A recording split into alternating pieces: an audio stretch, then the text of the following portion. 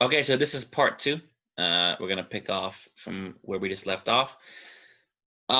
You were just saying how you saw a guy getting beaten up outside in the hallway, and the teachers just kind of closed the door. Yeah, most of the teachers just slowly walked over to the door quietly and then closed the door as quietly as possible to not deal with the fight that was happening in the hallway. And there were no hall monitors in that specific area. I mean, did the teachers seem like they were like afraid to confront it? Like they like as if they felt they shouldn't say anything or they couldn't say anything? A decent amount of them seemed somewhat afraid. They just So like tiptoed to the door and closed it as if they didn't want to like get hurt if they intervened. because they're so used to like women or girls, really in this case, being allowed to be violent to men, and they Yes. can't do anything or say anything. So it's that normal, or even the teachers just don't say anything. Hmm. Now, what would they have done if they had seen a boy punching a girl like that? They probably would have called security Right, instantly. right. But girls being violent to boys is that normal. That is just Yes. close the door, don't say anything. Yeah. And Ignore it. Continue with class. I just can't imagine. Like, I mean, what would the boys in that classroom be thinking when they see that? Like, do they just think nothing? They just don't say anything, or do they look at each other, or like, In the class I was in at the time this happened, most of the guys were looking at each other and went, "Dude, he probably did something to deserve it." really? So, I mean, they're conditioned to think that he probably deserved it. Like, that's how guys are taught to think. Like, he must have deserved getting beaten up in the hallway at school. Yeah, that he must have done something bad to piss her off, and that's why she was hurting him. And some guys went, "They, she shouldn't do that, but not much we can do." That was the other half of the responses And from the classroom. what were the girls saying? The girls didn't have much to say. They were like, "Whatever, not our problem," and Huh. just continued doing their work. Okay, because I do want to move on to the second half, talking about false accusations. Yeah. But are there any other examples or stories of domestic violence that you want to say or you want to bring up? I think that covers it all. It's an everyday thing. You see it so often at schools, college and high school, especially at high school. Um, and no one really does anything much about it. They just sort of stay silent about it. It's just the new norm. It's the new normal. Jesus, that's like that's gonna backlash really hard. Like I hate to say it, but that's gonna backlash really hard one day. And no one, I mean, that's just, there's only so much you can hurt people. I mean, human beings, there's only so much you can physically hurt a human being before they react. I mean, there's a limit to every human being, and there is going to be a reaction that most people will not. But I'm just curious, what do parents say? Do parents know this is happening? Um, that's the funny thing about it. Parents don't seem to either pay attention or know at all that this happens. And when they do know, some of them just don't do anything. They just sit back and they're like, "Oh, it's normal." And some of them just go, "You should just break up with her. That's the simple answer to this." And it'll end everything. I mean, I just imagine a kid coming home and he's bruised or he's cut up, and his mother sees him or his father sees him, and they just accept that. Like that's how. Oh, well, you're a boy, so that's how it should be. Some of them do, yeah. That's just, I just can't imagine that. For me, my generation, which was not that long ago, it just seems almost unimaginable. But I guess a lot of guys are going to see this and think, "Oh, this happens to me too." And I think guys should talk about this. They should be public about it. Tell your parents, tell your friends, talk about it.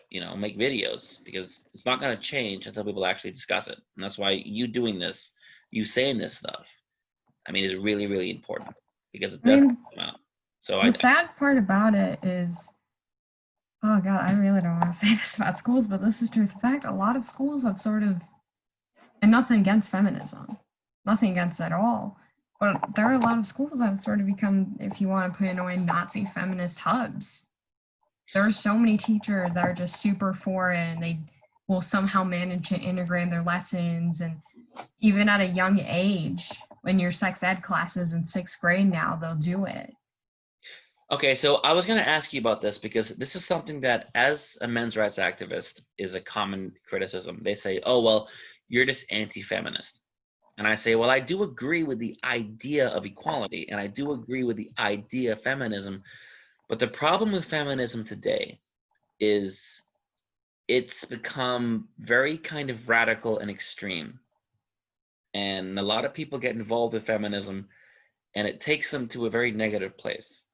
How much do you think that feminism has to do with what you've been describing? Oh, so much of it. So much of it. You see it in teachers sometimes teaching. You see it in the way people tell girls to be. You get to like, especially in history classes, when you start getting to like the late 1800s or in 1900s, they're talking about the women's movement and that's starting. Especially they start talking about Women's Day. They start talking about women have to be there for themselves. And I think that's great. But then they start going a little too extreme about it. It becomes like, oh, you're untouchable. You're great. You're they can't do anything to you.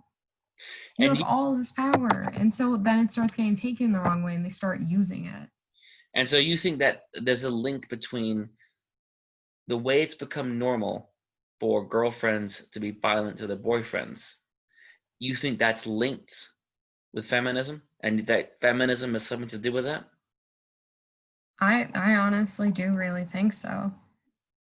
I think so a lot. I have some people I know who are now in their last final years of college and they've been taught this idea the entire time they were in high school, even in middle school, up until college, and now they're extreme. They're calling men dogs. They're saying that men should just shut up because the world would be a better place if they didn't talk. They Yeah. act like they're the cause of everything.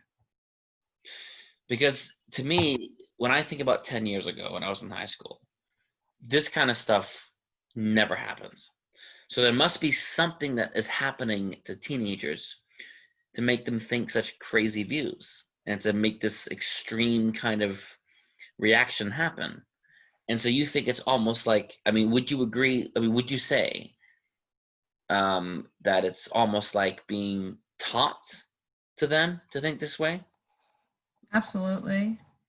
Uh, I I'm not going to bring my family much into this, but I have a family member who's currently in middle school, and they're in a sex ed class, and their first lesson was the Me Too movement and feminism. It's a sex ed class, and that was one of their first lessons. And of course, it was only about women and not about men being touched. I mean, did they include? I mean, did they include men? My guess is No, you're saying they no, didn't. They no, didn't at all. no. Okay, so let's move then to false accusations because you have a lot of stories about this. You were saying, and you know a lot of guys who have been affected by false accusations. Yeah, and honestly, I hate because that's where it ties in too. I really can't say it because I can see where women come from with that because it's really hard. I had a friend and she was actually getting harassed and this guy's threatening to rape her and she was trying to tell the school and they wouldn't take her case, but they accept all these false cases and will put those guys in like juvie even sometimes for Like false so they get accusations. locked But a up. person, So these guys are getting actually locked up on these not all false of them, cases. but Some some of them if some it's of them. extreme enough. Yeah. Wow. Well, if you have any stories or examples you want to give, feel free. I mean, I know one person recently, and this was the big thing at school I used to go to that came up, and his case sort of became public because the thing is, they he came out with some sort of video and he was explaining a serious topic. And all he was doing is explain. He wasn't putting an opinion about it.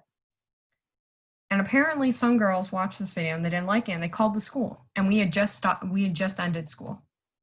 So it was summer, not even any of the school's business. They called the school and they went, he assaulted us. And school calls his parents, they make like a big deal and they went, look, we're gonna put a little infraction on there. The only thing it's gonna do is affect his sports. And in reality, that's a lie because if you are a person going to college, you realize there's a section for every application where they force you to write an essay. They force you to reply if you have an infraction or not, or ended up in juvie or any of that kind of stuff. And you have to reply yes or no. And you reply yes, you have to write an essay about it. And based on that, they can reject you right then and there. But they tell you it's just a small infraction. The only thing it'll affect is maybe your after school program you're in. This kid specifically, I can't remember, but he's some form runner. I don't know if he's a cross country runner or a track runner. But he's one of the An two. athlete, basically, yeah. Yeah, he's an athlete trying to get a scholarship. Right. And he might not get it now because of that record. And that's like a lifelong consequence, because going to college, getting a degree, affects your entire life. So this thing that happened when he was 16 or 17, whatever, that isn't even true, is going to hurt him for the rest of his life. Mm-hmm. And his parents believe it because the school just put it off, and they're like, here, we're going to put it under the rug. We're just going to give him a small infraction. He'll be fine. Don't worry, Mrs. and Mr. and Mrs. whoever. And the parents just put aside, the school puts it aside, and they leave it be. And you're saying this happens a lot. Yeah. Yeah, I remember in the first Zoom meeting, you were saying that you know a lot of guys that this has happened to. About 20. About 20. 20. And this is high school or college or both, or? Right now, it's sort of a mix, because some of them it's cases that are only in high school. Some of them it's cases that were in high school that led on to college. Some of them it's cases from high school drama, but that they decided to take action in college about it. So even though they finished high school, now they're in college. All of a sudden, this story comes out, and now they're affected by it years later. It's See, that's horrendous. pretty scary, because it's like you can think, okay, I'm in college now. I've left that kind of toxic environment, and then a year or two later, a completely false story comes out of nowhere, and now the life you're trying to build is completely derailed. It's not even just college and high school either. It can affect work too, for those who are trying to get in trade school or working right out of like high school or drop out college to work, or whatever else you may choose after high school that isn't college or community college. It can affect that as well. Yeah, and I was telling you earlier, I'm not going to go much in detail in this case, but another person I know, this girl he was dating, the mother didn't like him so much, and she sort of got an order against him. And based on a wrong place, wrong time situation, they sent him to juvie for 3 months, and now he can't get a job. He's been fired like a couple times now. And it keeps coming up, like the record keeps coming up. Just because of his record. And was he a minor when it happened? Yes. And obviously was completely untrue, the whole story. Yes. So you can be a teenager in high school and someone lies about you. And not only does it affect you then, but it follows you for the rest of your life. Yeah. In many occasions, it could follow you for the rest of your life. So would you again say that girls being taught about feminism and getting into feminism, do you think that has a connection to this happening?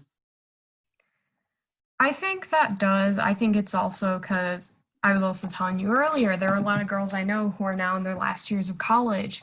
And there's these groups or these like people who are part of like make these anonymous accounts or these accounts that seem like it's for memes or something. And they'll post such extreme posts about men. And they're horrific. They're calling men dogs. They're saying men shouldn't ever be a part of the world. They should be controlled. It's absurd. And they just pass it around. And so, you know, a big thing in high school and colleges is if you have a friend that's like older than you, people will make what they like to call school families. And so you'll be influenced by that person, and they'll give you like tips and stuff. And so they'll teach the people younger than them that they are telling to hold their legacy, their beliefs, and they'll believe their beliefs and just keep spreading and spreading and spreading. And so it's like this radicalism that they found online immediately goes to them, and then they spread it to other people. It just See, gets worse and worse. I've never heard of school families. That's interesting. That must be, I guess, a new thing because I'd never heard of that before. Yeah, that's the thing many people do now. And so they'll have like a friend that's close to them, they'll call them like their school daughter or their school son. Really? And they'll have another friend who's like around the same age as them, and they'll be like, oh, you're the school aunt of my school daughter. You're my school sister. Wow, Yeah. that seems a little bit strange. I mean, just from what I'm used to. And so you think that these ideas get kind of passed along or kind of get encouraged with these families? Um, I don't think the family is really a problem. I think it's just depending on the person running the family, they spread their ideas to each other, and a lot of them, especially like the younger members of the family, will start telling them their ideas and their opinions. And based on that, since they look up to that person so much, they'll look into it and they may start believing it a lot of times. Yeah, yeah. I mean, all this to me is so different from what I'm used to, and it's not something that I experience, but it's something I hear about a lot. It's like I get emails from teenage guys saying, "Hey, listen, I watch your channel, I watch your videos, and this is exactly what I experienced, but I feel too afraid to say anything, like to my parents, my friends, my teachers, whatever." So this is the normal today, and what you're saying is kind of like you said, the new normal, and it's hard to believe that we're here, but yet here we are. I think another thing too is like what's really sad is clicks. This is another story. And this story saddens me the most, honestly, of all things, because the sad part is this guy now is still so arrogant and ignorant to today of what's happened to him. He dated this girl for a while, and she joined this clique, and this clique is like all girls. And my only issue with this clique is there was like one guy that they all talked to equally, and this guy was, to say the least, narcissistic.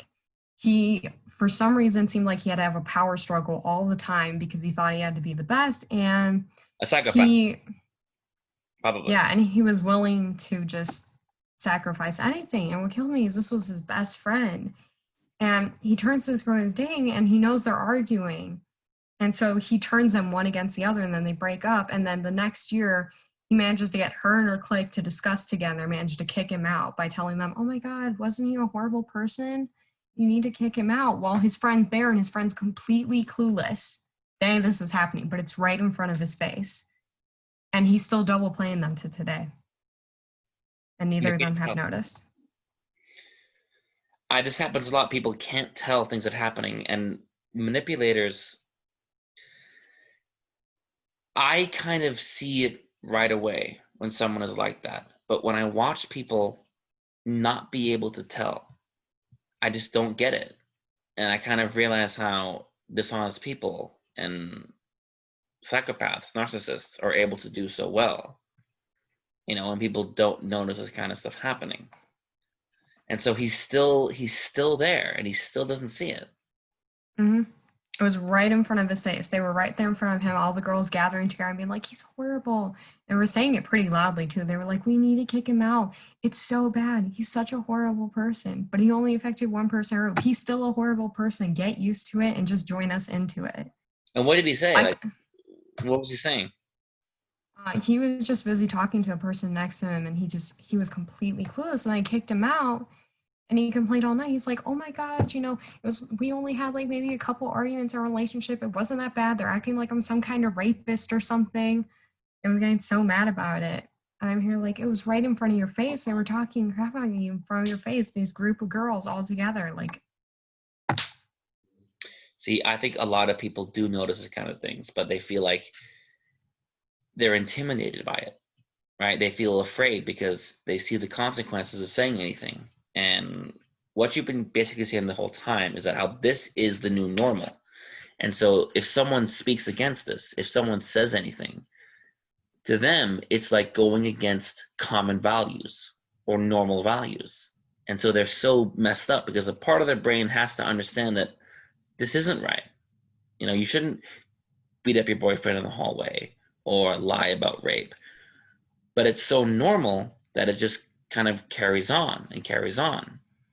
And I mean, I can't imagine being in high school right now, what you're saying.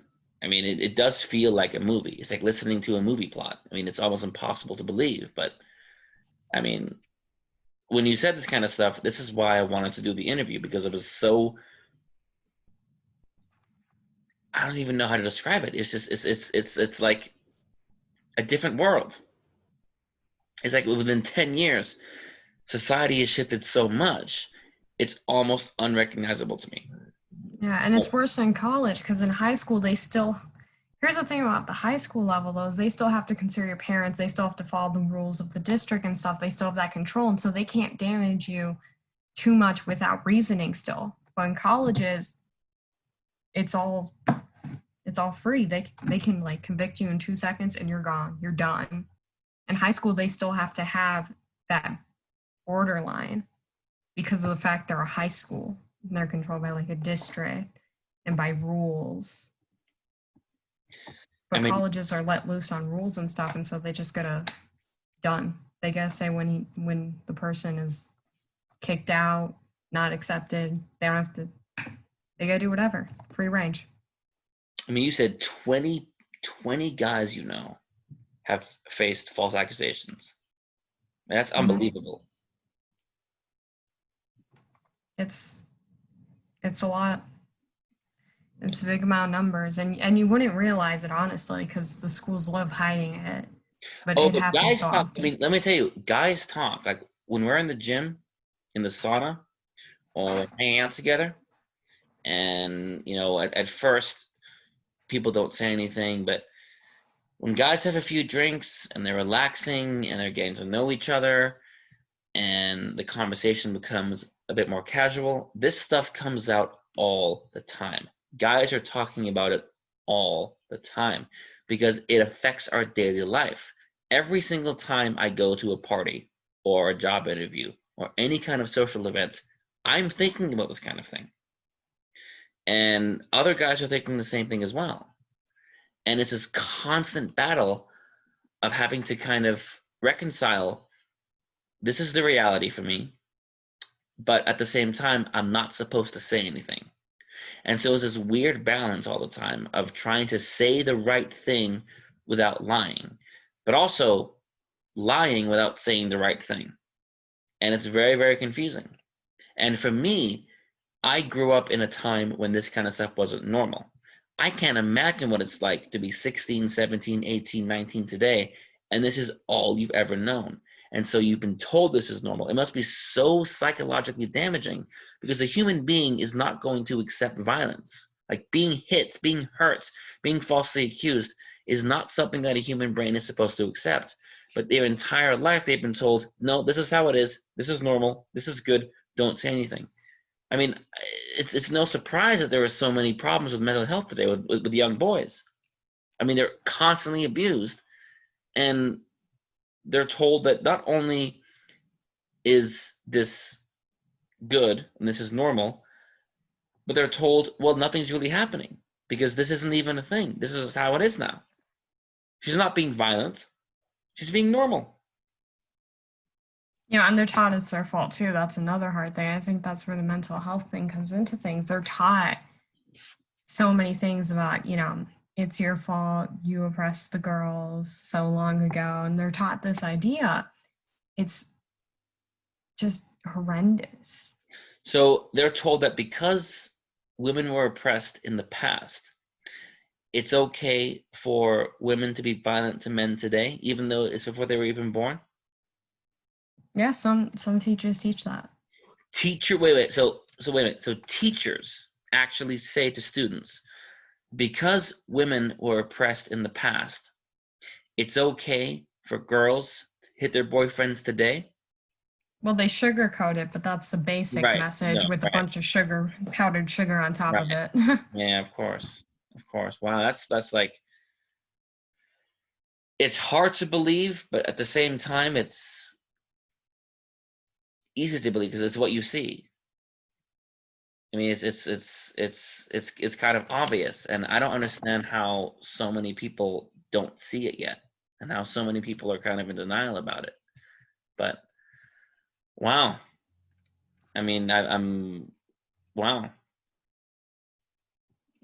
I mean, it's pretty scary to think what happens next. 5 years from now, 10 years from now, 20 years from now, where does this go? Like when this generation you're talking about, when they become the doctors and the lawyers and the cops and the politicians, what are they going to do with these views? I really don't know. I hope they do something to try and equal it out, though, because I think a real problem for guys who do get affected at the early stages of high school and college, they either try to put it aside, they're like, oh, it doesn't affect me much, and try to pretend it doesn't affect them much, or they feel like they have to get someone's approval first before they can even reach out for help. Mm, yeah, I mean, it's like they feel that because you're not allowed to say this, they don't say anything. But then they see someone say it and they think, okay, I have the same experience, and this person is saying it, and maybe it's okay to say it. And that's why you doing this is so great, because you're giving those guys permission to say this. I mean, when guys hear you say this, it's going to make them feel like, okay, I'm not alone, and people appreciate this, and people understand this. And so, honestly, you doing this and you saying this is really awesome.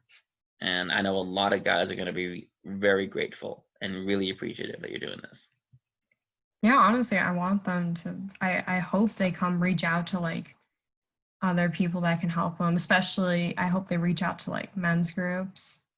That's what I've been trying to get some of my friends to do for a while, is reach out to the men's group that you met me in, Hmm. and hoping that they'll get help because they really do need it. They don't realize it's so much bigger than that what they're told.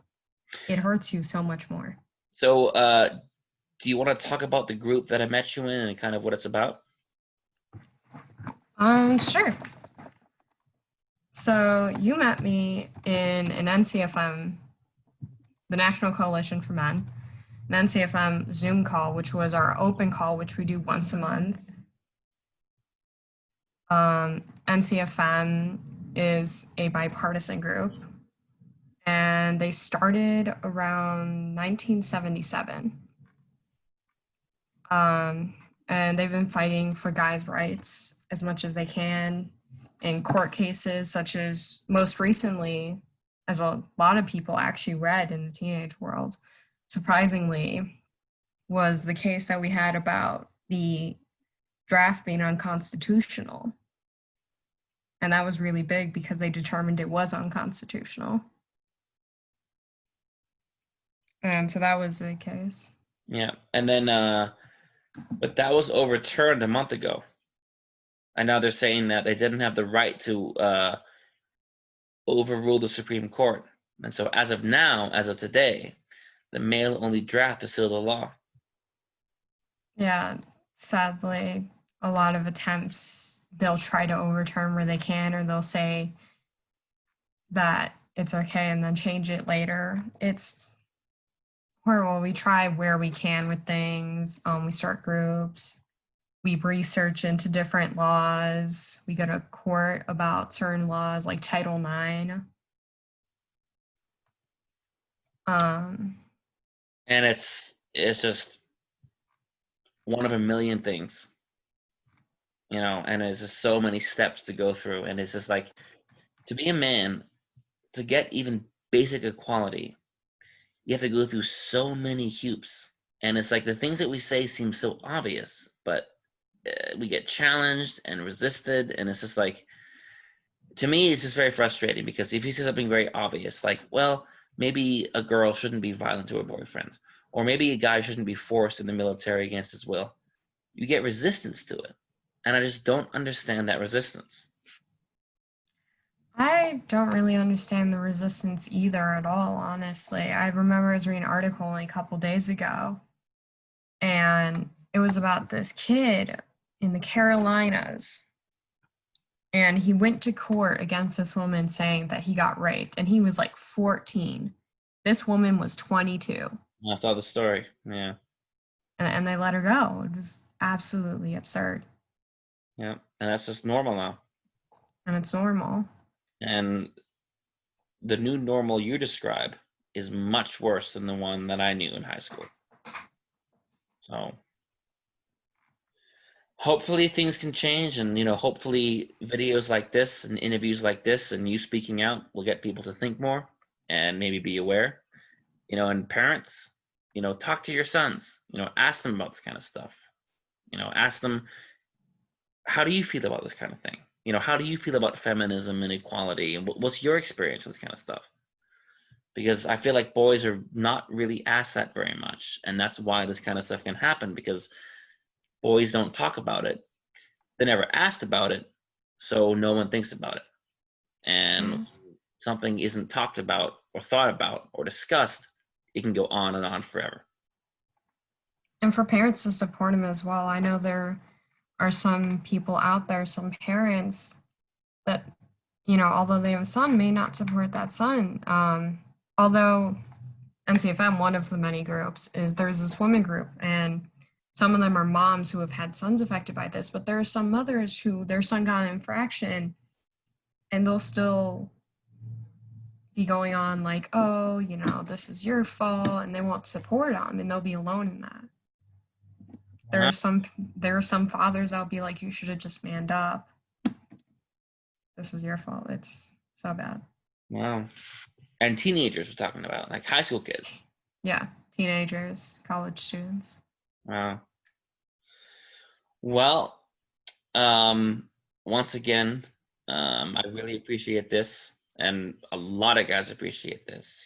For you to come out and talk about this kind of stuff and share these things, people need to hear it, and it's not going to change until people speak out.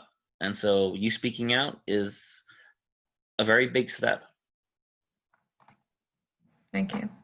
I'm glad to help. I'm glad to bring awareness to this, and I really do hope people start telling their stories and joining groups and getting help, because we want to help you as best as we can in this really unfair world. Well, that's no, that means a lot. Like you saying that you want to help. That's thank you. That's all I can say, honestly. And that's amazing to hear that. And it's very much appreciated. And, people sometimes think that MRAs are anti-feminist and that we only see things from the men's point of view. And I always say, no, that's not true at all. Because there are many valid women's issues, and there's definitely a need for feminism. But things should be fair. And if something goes too far, if something goes kind of too extreme, then it needs to kind of be reeled in a bit. And I feel like right now, the conversation about gender equality and social justice and feminism, it's getting a little bit too far. And from what you're describing, it's going kind of way too far, because now it's getting violent. Now people are actually getting hurt over it. And it needs to be talked about. And that's what you're doing. And it's really great that you're doing that. So I thank you very much. And please keep doing what you're doing. That's all I can say. Thank you for having me. Definitely. Glad to talk. Definitely. Thank you. You're welcome.